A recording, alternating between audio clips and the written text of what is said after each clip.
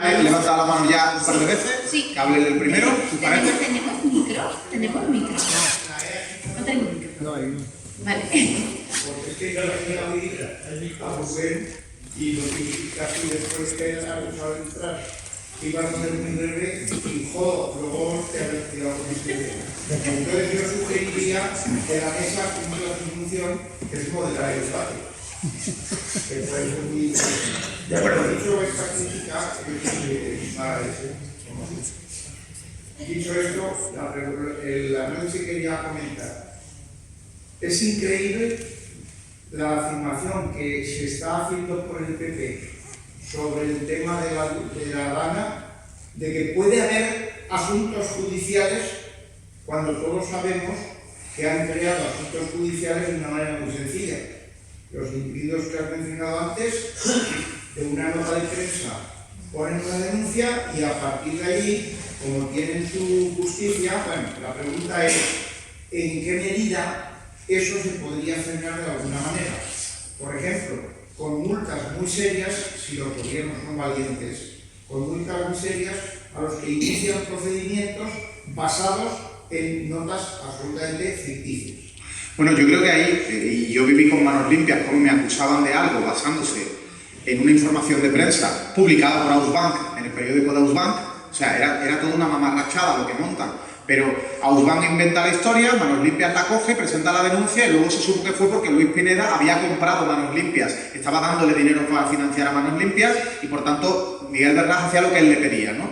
En este caso que tú planteas es que yo creo que es importante valorar que cuando tú pones una denuncia, si está basada exclusivamente en recortes de prensa que no aportan ni siquiera elementos probatorios o indicios claros, el juez debería directamente rechazarlo. Y hay ya indicaciones del Consejo General del Poder Judicial que plantean que hay que rechazar ese tipo de denuncias. Pero es que no lo hacen y el gran problema es el que los jueces quizás a veces son los que deberían ser sancionados.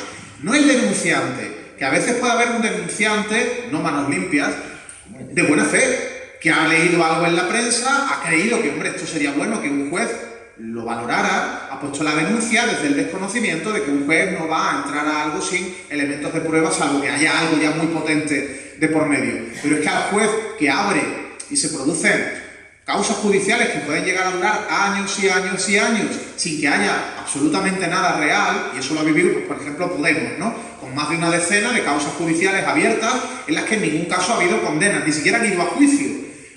Y no le pasa nada al juez.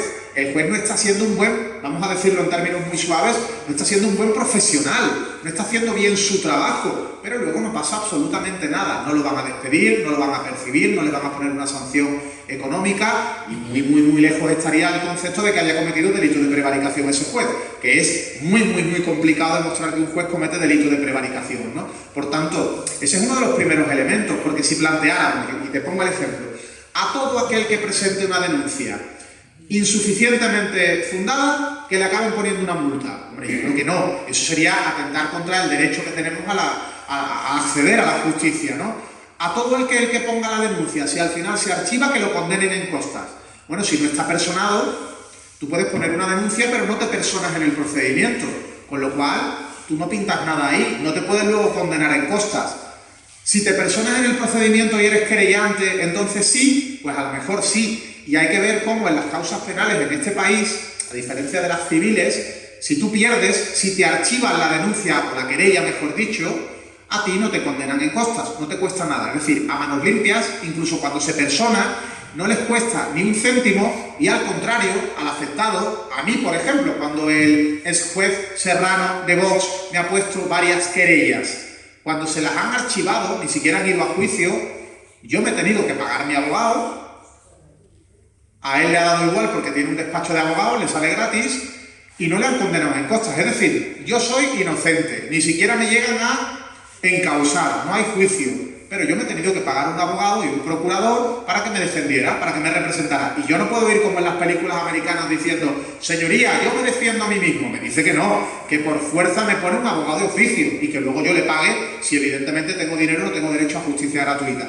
Entonces, estamos en una situación de inferioridad ante quienes nos ponen, si no denuncias falsas, denuncias insuficientemente fundadas que tienen la suerte voy a seguir usando eufemismos, de que un juez dice, oye, pues yo voy a investigar a ver qué hay. Pero es que voy más allá. A mí me han juzgado hace poco, en el mes de julio, me juzgaron por un delito, calumnia. Me juzgaron por calumniar a la hija del juez Serrano, de Vox. Consiguió que me llevaran a juicio. Y eso tiene mucha historia que contar y algún día la contaré. A mí me absuelven, a mí no me condenan.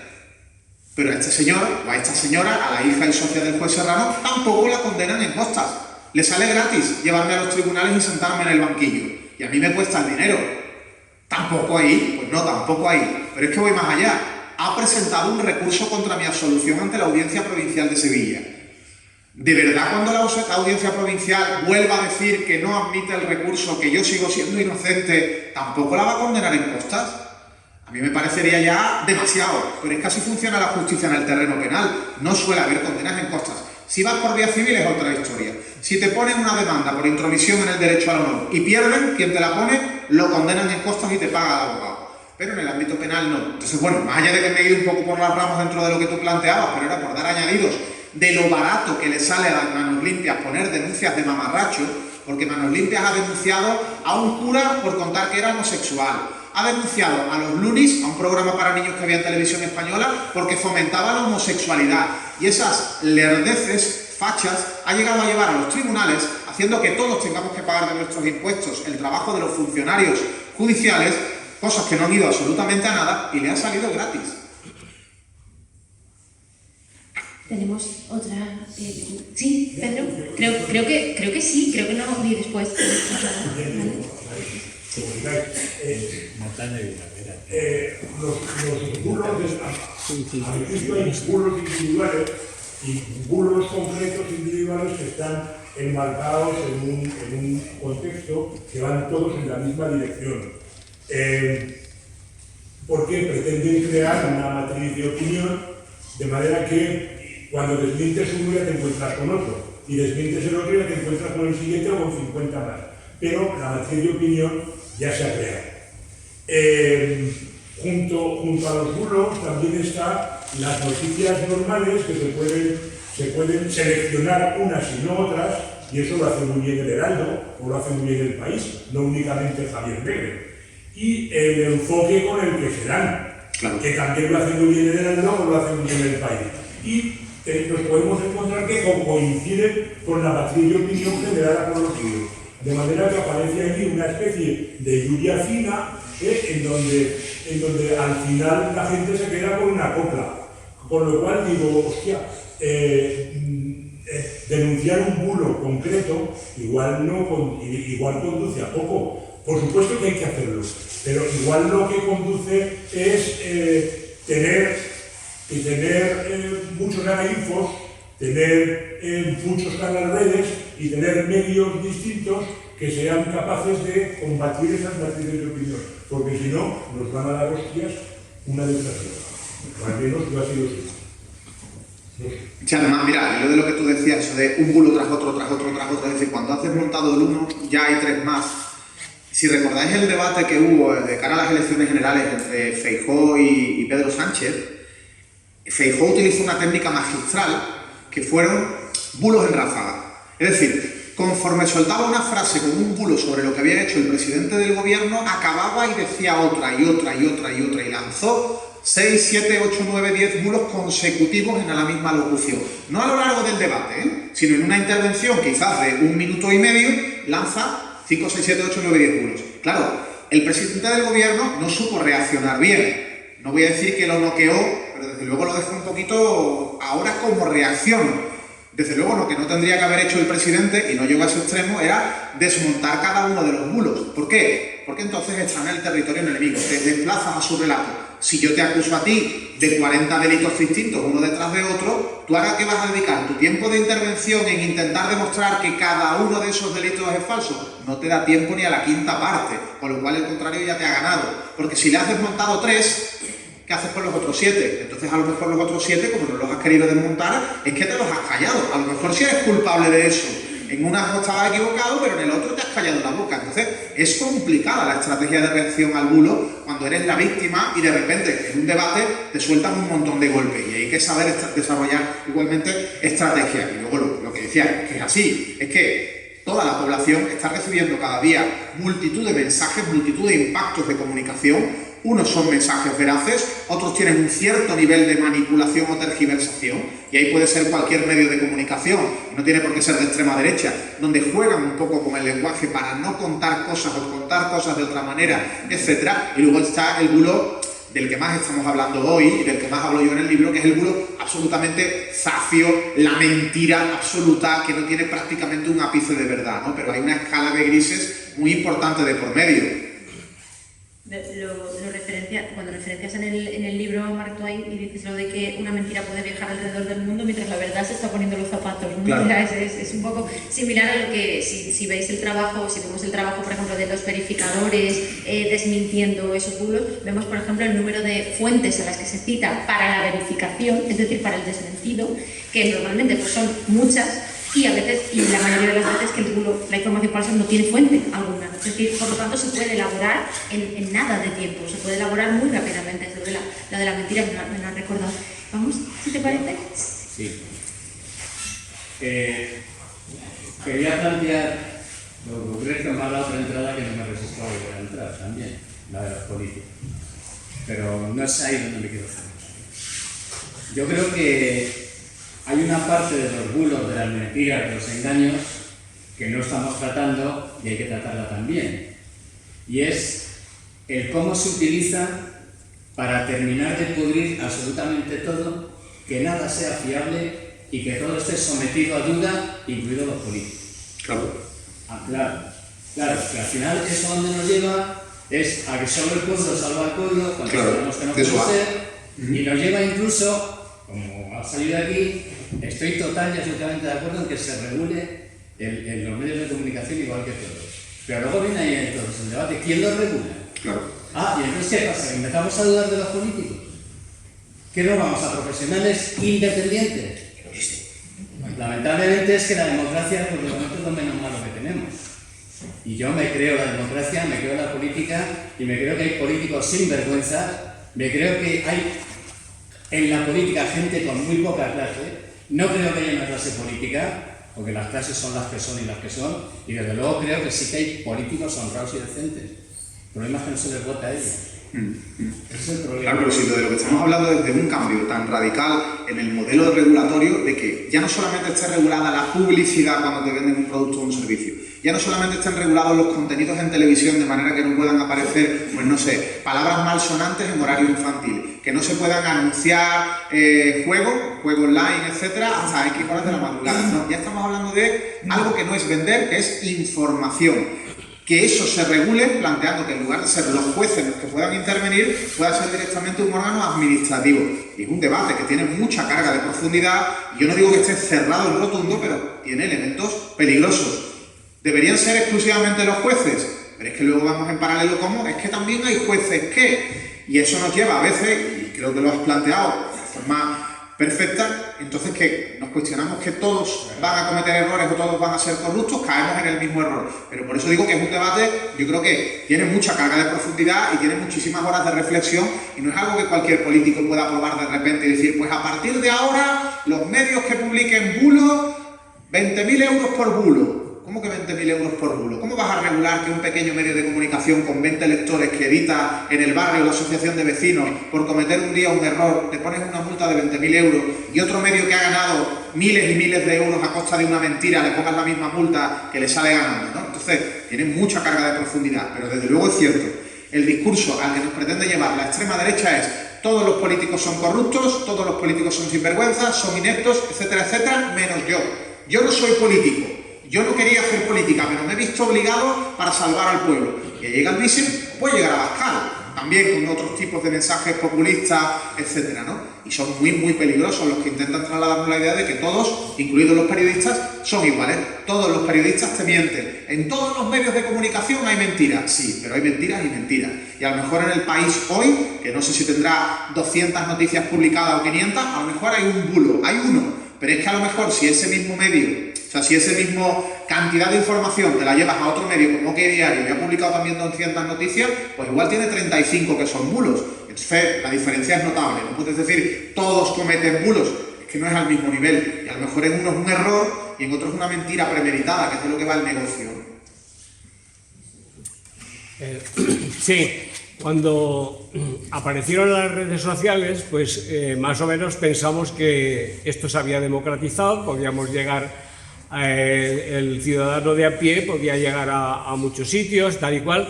Luego nos fuimos dando cuenta que los medios están en poder de quien están. Entonces ahora, con respecto a los bulos, aunque yo creo que lo has dicho más o menos implícitamente, por ejemplo, Twitter, salen constantemente noticias de que ha perdido no sé cuántos socios o usuarios, exactamente, y se pone como un éxito, porque claro, como Elon Musk está apoyando a Trump, pues desde la izquierda digamos que es un éxito que estamos... Entonces la pregunta es, tú que tienes experiencia en redes y demás, ¿nos interesa a los ciudadanos de a pie seguir en las redes intentando subsanar lo que los poderes de todo tipo están poniendo? ¿O, por el otro lado, tenemos que boicotear a estas redes? Bueno, es que es un debate también yo creo complicado, ¿eh? Porque de entrada a mí a veces también me dicen, hay programas de cadenas de televisión que lanzan un mensaje ultra, mucho bulo, a ese programa no vayas. Y hay veces que digo, hola, hoy estaré en Todo es Mentira, hoy estaré en La Mirada Crítica. Y empieza gente a insultarme, bueno, algunos a insultarme y algunos a tratarme de manera peyorativa. ¿Te vendes? ¿Cómo vas ahí? No pienso verte, vaya basura. Muy bien, no me veas, si yo no quiero que me veas tú. Si a ti ya te tengo convencido. El problema es que yo quiero que me vea el tipo al que están convenciéndolo de que si te pones la vacuna contra la COVID te van a instalar un chip en el cerebro, el chip como lo llaman, que va a provocar que acabes votando a la izquierda. A esa gente es a la que yo quiero intentar convencer cuando voy a ese programa. A los que están manipulados y se encuentran con que a ese programa solamente acude gente a trasladar el mensaje falaz, el del bulo. No me refiero a Todo es Mentira, aunque a lo mejor ahí a veces hayan podido meter la pata, pero sí me puedo referir a otros programas donde están ultraderechizados. Recordad que Pablo Iglesias, cuando empieza a tener especial repercusión en medios, está, no sé si era Libertad Digital o qué medio, o Intereconomía, donde hablaba de que estaba encantado de estar en la otra línea de la frontera o de la trinchera, y que sabía que estaba enfrentándose a un montón de gente que lanzaba un discurso ultra y que lo iba a atacar. Pero bueno, para él era training y para él era intentar popularizarse y provocar que lo que dijera ahí lo llevara a pegar el salto a otra cadena, a tener más gente que lo siguiera, etc. Si abandonamos determinados medios o soportes o redes sociales, si las abandonamos, el único discurso, si las abandonamos todos, el único discurso va a ser el de la extrema derecha.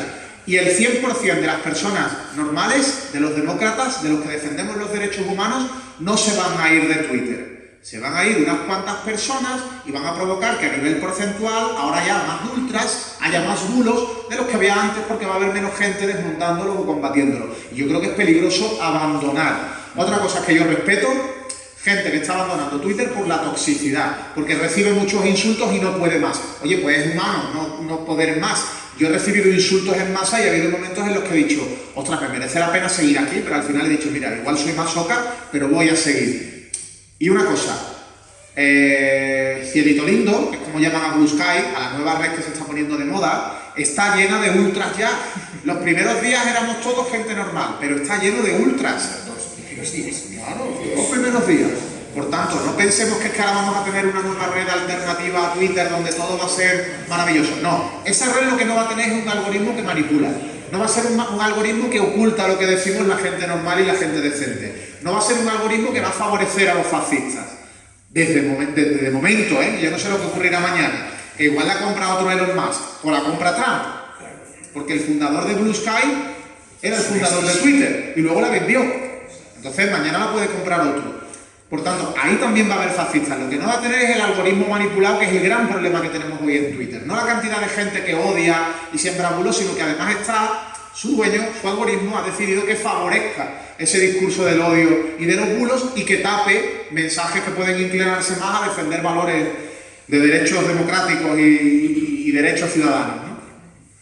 Voy a intentar ser ahora breve para que no me volvéis a llamar la atención, pero me la dejas votando bien, porque... Pero que nos llamen la atención, no, que nos llamen la atención es bueno, si es que estamos haciendo bien las cosas. Pero voy a intentar ser breve. Os planteo también al público, a los que nos estáis escuchando, damos por hecho que las redes sociales, las plataformas de difusión de información, tienen que ser entes que son de un propietario, un dueño, normalmente una multinacional o un multimillonario, que ese señor, como además es un filántropo, nos concede el derecho a poder utilizar unas redes sociales sin ánimo de lucro y sin intención de manipularnos y lanzar su ideología que la tiene, y entonces nos movemos de X o de Twitter porque está el señor Elon Musk a Blue Sky, que es una extensión de Twitter, o a Facebook, Instagram, que es Meta, que es de Zuckerberg, denunciado y juzgado, que a este no se le conoce claramente su ideología ultraderechista, pero para el caso de Tauste, entonces yo planteo, nadie de verdad en la Unión Europea, en el espacio de los derechos y las libertades, se plantea con el potencial económico, tecnológico, de cerebros, crear redes sociales y plataformas de difusión de la información y la comunicación públicas, libres, gratuitas, de uso por la ciudadanía. Nadie se plantea la no dependencia de esas multinacionales de la información. Porque a lo mejor hay que volver a seguir elevando los debates. Y acabo.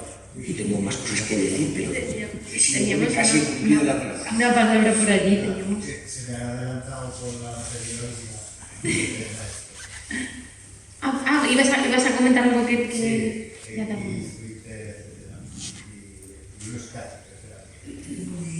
Pilar, entonces. Bueno, yo simplemente recordar que para montar un bulo y que prospere no necesitamos para nada las redes sociales. De hecho, las mujeres volaban en escoba, la tía María del pueblo se comía a los niños y las cosas, y bueno, y se provocaban grandes conflictos a nivel social, con repercusiones bastante nefastas. O sea, solo hace falta para eso que haya un poder interesado en que una mentira se difunda. Pero también lo que me parece muy preocupante, aparte de todos los medios y los bulos que se difunden porque realmente tienen un mercado de adeptos muy asentado. Es decir, existe el famoso discurso de la posverdad, que tú a mí ya me puedes demostrar que los ocupas en España pues son un 0,0 no sé qué, pero siempre hay alguien que te dice es que eso no me lo puedo creer porque eso nos están mintiendo. O sea, a ver, no tenemos una sociedad con un espíritu crítico que realmente cuando te llegue una noticia intente saber si eso es verdad o mentira. No, nos quedamos cada uno con lo que más nos convenga. Y mi pregunta es esa: ¿cómo sería posible rebasar este asunto? ¿Cómo sería posible, eso que dices tú, yo voy a ese medio que todos los que me oyen son fachas? ¿Cómo puedes hacer que realmente les entre algo, pongan un poco de decir, vamos a ver si tiene razón? Depende del medio, ¿no? ¿Te refieres, por ejemplo, ir a un medio de comunicación, a un programa de televisión? No. Yo lo que me refiero es quiero decir que hace falta algo más fuerte todavía para que un sector social que está ávido de bulos y ávido de los discursos de odio y que los acoge bien, ¿cómo se puede romper esa dinámica? Yo creo que esto es ciertamente más complicado y es una piedra angular, pero de alguna manera casi estás hablando de sociología o de psicología social. Es decir, las teóricas sí que hablan de los sesgos de confirmación, de que las sociedades, los individuos estamos más cómodos cuando se nos refuerza nuestra idea. Yo también aporto humildemente aquí que, claro, ser crítico es muy trabajoso. Hay que informarse, hay que contrastar la información, hay que ir a las fuentes, hay que preguntar a expertas, es laborioso, trabajoso, tedioso, cansado y probablemente hasta aburrido. No es mi caso porque yo debo estar un poco más loco, que a mí me divierte, pero claro, es más fácil tragar papilla sin mayor esfuerzo. Entonces, realmente contra eso estamos trabajando y luchando también. Dicho esto, yo no te voy a dar ninguna solución porque no las tengo, ojalá, pero en ese trabajo y en ese camino estamos también. Pero sí, yo creo que eso es un poco nuclear también, ¿no? Estamos en unas sociedades que en algunos casos también intencionadamente, por exceso de información, con toda la intención del mundo, pues la gente dice, oye, yo no llego a mi casa y me voy a poner a ver si esto es verdad, si es mentira, quién lo ha publicado, por qué, si viene de una institución con prestigio. El prestigio ya no existe socialmente, ni académicamente, ni institucionalmente, porque van ganando esa batalla también. Antes Adolfo lo decía con respecto a los políticos, pero me parecía para casi cualquier sector. Todos los periodistas son iguales, todos los verduleros que yo decía que son iguales. Oiga, no, pero esa batalla también la van ganando, también por las propias flaquezas individual y colectivamente de las sociedades, ¿no? Lo otro es muy trabajoso. Yo tengo ahí una idea en relación a cómo el discurso hegemónico empieza a ser el de los bulos en determinadas cuestiones. Y en parte es porque nosotros pensamos que agota tener que contestar, pensamos que no merece la pena y no nos implicamos, ¿no? Digo nosotros, no me refiero a los que estamos en esta sala, sino a nivel general, las personas que creemos que es necesario combatir los bulos a veces, y yo el primero en alguna ocasión me he planteado, joder, me ha mandado un amigo un mensaje de WhatsApp con una cosa que es absurda, que es estúpida, y que evidentemente proviene de la extrema derecha, o una noticia de prensa contando algo que ha publicado un medio contra tal política, en defensa de lo bueno que es Santiago Abascal, etc. Y he dicho, ¿y ahora me voy a dedicar yo a decirle a mi amigo que esto es mentira, que es un bulo, tal y cual? A lo mejor si mi amigo me manda 10 mensajes al día, pues ya llega un momento en que me cansa, pero si me lo manda de vez en cuando, o si lo hace un familiar, igual tengo que dedicar un poquito de tiempo, igual que cuando estamos en la barra del bar, yo todos los días desayuno en el mismo sitio donde trabajo, ¿no? En Facua voy a la peña sevillista de la calle Feria, y allí nos conocemos ya todos en el sentido de que todos vamos a desayunar todas las mañanas. Yo no sé cómo se llama el que se sienta en la mesa de al lado habitual mía, pero sé que es un señor que lee el ABC, y el de enfrente lee el Diario de Sevilla. Entonces, si uno de ellos hace un comentario desafortunado, machista, homófobo, racista, yo me voy a callar y voy a permitir que en otros que haya por allí, que a lo mejor no tienen las ideas tan claras, le cale el mensaje machista y cuenten, por ejemplo, que se han enterado de que por lo visto es que fulanito ha contado que la mayoría de las denuncias de mujeres maltratadas son mentiras y no eran maltratadas, y yo me voy a callar la boca y otro que va desorientado se lo crea, pues a lo mejor yo al señor que promueve el mensaje no lo voy a convencer, porque él ya está muy autoconvencido de esa mentira, pero al otro que anda un poco despistado y que dice, ostras, sí, Manolo, no me digas, hay que ver, si es que claro, ese despistado necesita un contrapeso y necesita que a lo mejor yo le diga, oye, no, mira, ese dato es falso y te voy a explicar por qué. Eso implica esfuerzo, sobreesfuerzo. Pero es que está en juego la democracia, es que está en juego acabar con el racismo, con la homofobia, con la xenofobia, con el machismo, si no nos implicamos a distintos niveles, porque a lo mejor yo todos los días en la barra del bar no me voy a dedicar a cada minuto a desmontar, pero alguna que otra vez sí, y es preocuparnos un poco. Y en esa preocupación también es importante la implicación de gente que puede ser referente, y no referente político, porque ya sabemos cómo va a desmontar Irene Montero o cómo va a desmontar Antonio Maillo un determinado discurso. Pero hay un humorista, un tío que es referente, al que en mi tierra, por ejemplo, en Canal Sur, todas las semanas lo ven en prime time, los fines de semana, en un programa musical, Manu Sánchez, que es el cómico referente en Andalucía. Y si Manu Sánchez se implicara un poquito, porque a la gente que le gusta a Manu Sánchez vota al PP, y vota al PSOE, y vota a unos y a otros partidos, y a Vox también, y le gusta a Manu Sánchez. Pues a lo mejor hay personajes relevantes, como Manu Sánchez, que cuando van al Parlamento de Andalucía, no sé si alguno lo habéis visto en las redes, y da un discurso, hace la metáfora de que las columnas de Hércules, el escudo de nuestra tierra, esas dos columnas son la educación y la sanidad, que es lo más importante que tenemos que proteger en nuestra tierra. Y lo dice en un Parlamento donde quien manda, quien gobierna, es el PP. Y se lo está diciendo a ellos, y lo que le está diciendo es, os estáis cargando la sanidad pública.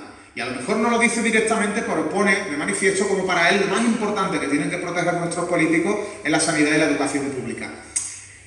Y algunas veces lo dice más de forma más contundente, otras veces lo pueden deslizar y lo pueden deslizar en un programa de televisión. Manu Sánchez es un tío muy de izquierda. Lo que ocurre es que no todos los cómicos, no todos los cantantes, no todos son personas que muestran sus ideas, pero son referentes para muchísima gente. Y cuando ellos se implican en política, pues ayudan a promover un mensaje en el que hay esos que no estaban ni convencidos de un lado ni para otro y dicen, ostras, pues si este tío que yo tanto admiro por lo buen actor, dramaturgo, humorista, etcétera, cantante que es, si opina esto, ostras, pues me lo tomo de otra manera que si me lo dice Pablo Iglesias, que ya sé de qué palo va, ¿no? Pero claro, esos son distintos sectores de población que cada uno jugamos un rol, y yo soy un tipo que está en una asociación de consumidores denunciando fraudes, y a lo mejor el que yo me haya implicado a nivel político en una determinada coyuntura donde yo veía que es que yo me tenía que significar políticamente y dejar claro a través de los instrumentos que tenía entonces, que eran las redes sociales, cuál es mi ideología, incluso yo me he moscado diciendo a qué partido voto, pues a lo mejor eso ha ayudado a cierta gente frente a la que yo tenía cierta credibilidad, porque a mí no me compra Movistar ni me compra Mercadona y los denuncio, y son gente que piensa, este tío vale. Pues cuando yo he dicho, yo soy de izquierdas y yo voto a tal partido, pues igual esa gente ha dicho, ostras, pues si este tipo al que yo admiro, y perdonad la petulancia, ¿no? Pero si este tipo al que yo puedo tener cierta admiración vota a la izquierda, pues igual la izquierda no es tan mala como me está contando la gente de mi familia, ¿no? Digo yo como pueden ser montones de gente que nos significamos públicamente y que aparecemos en los medios. Unos porque cantan, otros porque denunciamos fraude. Yo creo que es importante, ¿no?, el que todos nos impliquemos en algo tan necesario que hoy en día no es ni siquiera defender a un partido en concreto, es defender valores democráticos, es defender derechos humanos, ¿no?, y el no callarnos. Y eso, gente incluso que no seáis muy populares en las redes sociales o no aparezcáis todos los días en radio, prensa o televisión, tenéis también un entorno de influencia. Tenéis un entorno de influencia, porque lo que vosotros digáis al vecino de arriba y al de abajo, o a la señora del frente mayor a la que ayudáis de vez en cuando a subir la bolsa de la compra, pues si vosotros decís algo de credibilidad os dará, porque esa señora o ese señor tan amable que todos los días me ayuda a subir las bolsas de la compra, me he enterado de qué opina, que esto es mentira o que esto es de tal o cual forma, estamos influyendo en gente sobre la que tenemos capacidad de influencia. Yo creo que muchas veces en la izquierda pecamos de algo de lo que no pecan tanto los cuñados de la derecha, que de todo saben. Yo tengo un cuñado que de todo sabe. A nivel geopolítico es magistral, debería ser el presidente de los Estados Unidos. De todo sabe. Y cuando lo escuchas te das cuenta de que no tiene ni pajolera idea de nada y que lo que te hace es compartir frases de cuñados que recibe por WhatsApp de su entorno, ¿no? Pues nosotros a lo mejor pecamos un poco de ser muy prudentes, un poco de vergüenza, bueno, ¿quién soy yo para opinar en esto? Y igual tenemos que tener el sobreesfuerzo tan necesario hoy en día, yo creo que es más necesario que nunca, para evitar que vengan a gobernar los fascistas, no ya donde están, porque en algunos sitios están gobernando, sino que vengan incluso al gobierno de la nación y acabemos teniendo a Alvise Pérez de ministro de no sé qué y a Santiago Abascal de vicepresidente del gobierno, ¿no? Yo creo que estamos en un momento tan peligroso de cómo puede volver el fascismo, esta vez sin pistola, sino con la palabra, con la mentira, que igual nos tenemos que preocupar un poquito más, cada uno hasta donde podemos llegar y en el entorno al que le podemos llegar.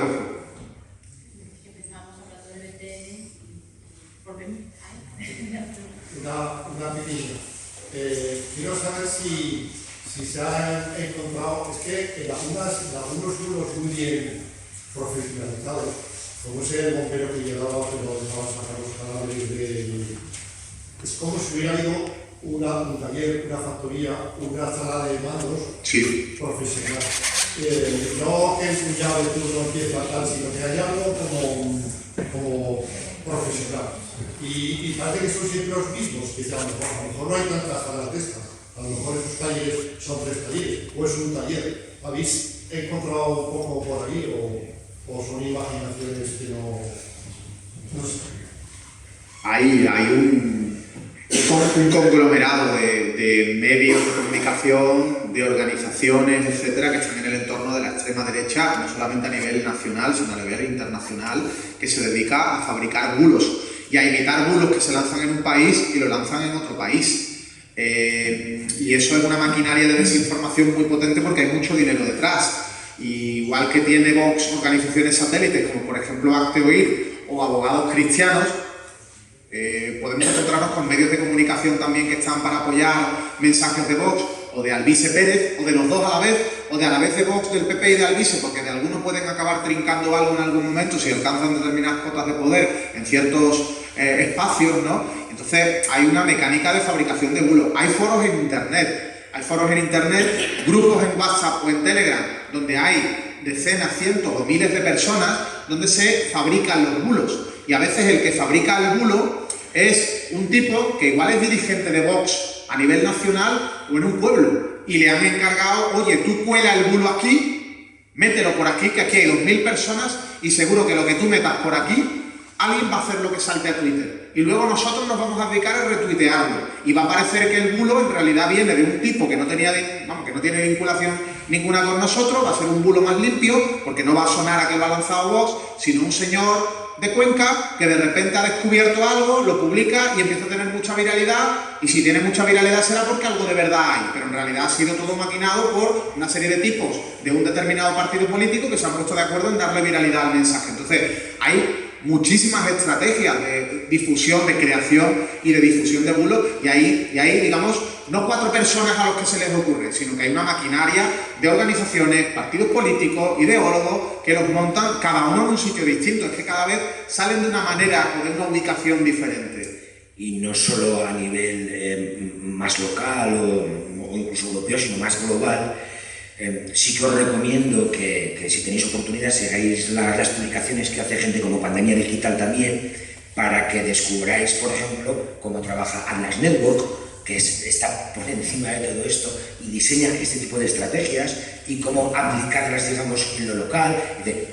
Claro que está trabajado y pensado, no estamos hablando de sí en los casos muy concretos y para que sirvan de ejemplo del cuñado de barra de bar, pero esto trasciende a todo esto. Esto es una estrategia bien definida por no sé cómo llamarlo exactamente, porque todavía no hemos puesto o no estamos todavía siquiera de acuerdo en un nombre, pero en el fascismo o en el neofascismo global o no sé cómo definirlo, pero esa estrategia existe y la están aplicando, y hicieron sus primeras pruebas en Estados Unidos y en Europa les está funcionando como un tiro, y no hay más que ver los resultados en los diferentes estados y países de Europa, los autos de la extrema derecha, con formatos, cada uno con su peculiaridad de diferenciación, pero en lo que hablamos de comunicación, con formatos muy similares y que están triunfando. Y esa estrategia existe y están coordinadas además entre ellos. Ahora viene Steve Bannon y viene hace unos años a dar clases magistrales a estos partidos de extrema derecha, incluido Vox, para explicarles cuáles son las estrategias de comunicación, y que no se preocupen, que tienen el apoyo, hay dinero y tienen, hasta como decía antes, las redes sociales y las plataformas que juegan a favor.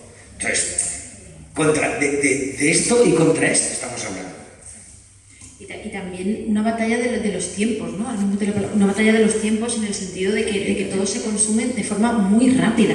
Todo se consume muy rápido, tenemos muchísimos estímulos, muchísimos mensajes, con lo cual eso juega absolutamente en contra del que se hablaba antes del espíritu crítico, del pensamiento crítico. Claro, es que un espíritu crítico, una reflexión, necesita tiempo, requiere tiempo. Entonces, claro, estamos en una sociedad, o vivimos en unas sociedades donde el tiempo es lo que menos tenemos, ¿no? Y al contrario tenemos muchísimos estímulos, perdón. Vale, yo es que quería preguntaros por una cosa que, bueno, la acabas de nombrar ahora, Choche, Pandemia Digital, pero en general quería preguntaros sobre la opinión sobre estas plataformas que se dedican a desmentir, específicamente a desmentir. Maldita.es, Neutral, se me ocurre así, y entiendo que Pandemia Digital también. Y lo que quería saber es si su papel, están haciendo un papel que es importante, tienen repercusión, son fiables por sí mismas, que nos deis un poco esa visión que tenéis de la utilidad y la fiabilidad y qué está suponiendo estas plataformas. Bueno, yo creo que todos los medios de comunicación potentes deberían dedicarse a desmentir bulos que han tenido una enorme sonoridad, ¿no? Si ahora mismo tenemos, por ejemplo, y ya ha ocurrido, ¿no?, el bulo de la Dana, los 700 muertos en Bonaire. Eso era un bulo que tenían que desmentir todos los medios de comunicación, no solamente plataformas de fact-checking como Neutral, Maldita o Pandemia, sino que el país tenía que sacar el desmentido, sino que cualquier informativo de televisión o radio tenía que decir, ojo que se ha sembrado un bulo que está aterrorizando a las familias de Valencia que tienen todavía gente desaparecida porque les hacen creer que están muertos. Y bueno, no hay ningún policía, militar ni bombero que haya estado recogiendo cadáveres ni que le haya contado a nadie, era toda una invención, ¿no? Entonces, el fact-checking, el desmontar bulos, no tiene que ser algo propio, en exclusiva de un tipo de medio que se dedique a ello y el resto no. El resto hace periodismo. No es que periodismo es eso, y todos los medios tienen que hacer fact-checking y tienen que dedicarse a desmentir bulos dentro del contenido de una noticia o noticias específicas ante bulos que están teniendo tal repercusión que tienen que desmontarlo. Ahora, es cierto, hay plataformas dedicadas prácticamente en exclusiva a desmontar bulos. ¿Son fiables? Pues depende de la plataforma. Es decir, si me das a elegir entre pandemia no es solo desmentir bulos, se dedica a más cuestiones, ¿no? Pero si me das a elegir entre Maldita y Neutral, a mí particularmente me gusta más Maldita. Pero eso no significa que Neutral sea mala. Lo que ocurre es que yo sé que ella tiene Neutral un hándicap, que Neutral nunca le va a desmentir un bulo a OK Diario. Ferreras es amigo de Inda y no se van a pisar la manguera de uno al otro. Por eso quería oír esa opinión, porque efectivamente Neutral sabemos que está ahí metido Ferreras y sus amigos, ¿no? Entonces, por eso preguntaba sobre la fiabilidad. Es decir, bueno, pues todo lo que diga Neutral, pero a lo mejor es lo que dices, pues tiene que decir, lo que dices es cierto, pero no va a decir todo lo que puede desmentir porque no entra dentro de sus... Pero quizás eso es una valoración muy de trazo grueso, porque luego en el fondo nos vamos a un periódico y si hay, no sé, un engaño masivo de Mercadona a la gente, que hemos denunciado en Facua, y ese periódico recibe financiación de Mercadona a alto nivel, no 4 duros, igual el periódico no saca nada. Si el principal anunciante de un periódico es el Corte Inglés y nosotros denunciamos un fraude en el Corte Inglés, pues a lo mejor ese periódico no nos lo publica.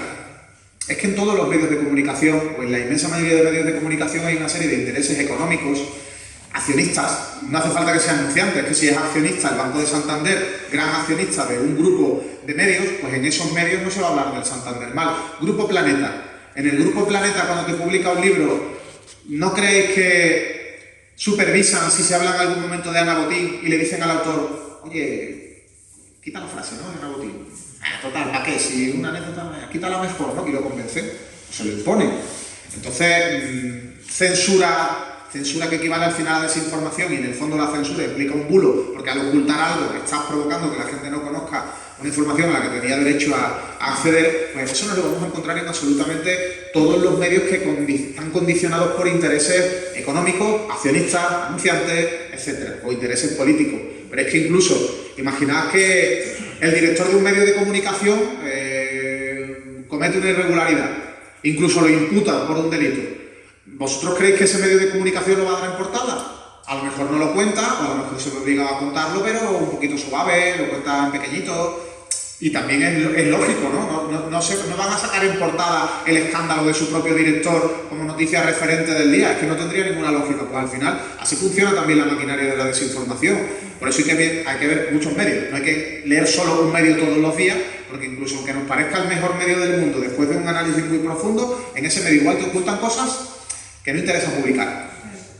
Yo por si sirve de algo con mis alumnos, utilizo mucho lo que yo llamo la dinámica Wikipedia. Es decir, no me cites a Wikipedia en un trabajo, cítame las fuentes de las que bebe Wikipedia. Es decir, ¿utiliza esa herramienta? Claro que sí, porque hay muchísima información, pero es que en la parte de abajo es donde pone fuentes, es donde puedes ver de dónde está sacada la información. Entonces te vas a la fuente, entonces ves lo que pone. Yo creo que con los trabajos que hacen las herramientas de verificación se puede trabajar también así. Quiero decir, cuando tú ves cómo se ha desmontado algo y cómo han trabajado para desmontar algo, lo que principalmente figura es de dónde se saca la información para eso. Entonces, claro, cuando ves de dónde se saca la información para desmontar X cosa, tú puedes ir a la fuente. Y cuando vas a la fuente ves que normalmente todas estas herramientas de las que se ha hablado y todos estos portales, cuando desmontan y cuando puedes ver A, B y C, lo hacen referido a o las declaraciones de alguien, y puedes ver las declaraciones de alguien, o el documento que explica que esto no es así, o los datos concretos del índice de ocupación real en España. Es decir, que tú puedes ir a las fuentes si se te proporcionan. El problema de los bulos y el gran problema de la desinformación es que la fuente normalmente no está, o es una fuente porque no existe en muchos casos, o porque se te presenta como algo muy difuso.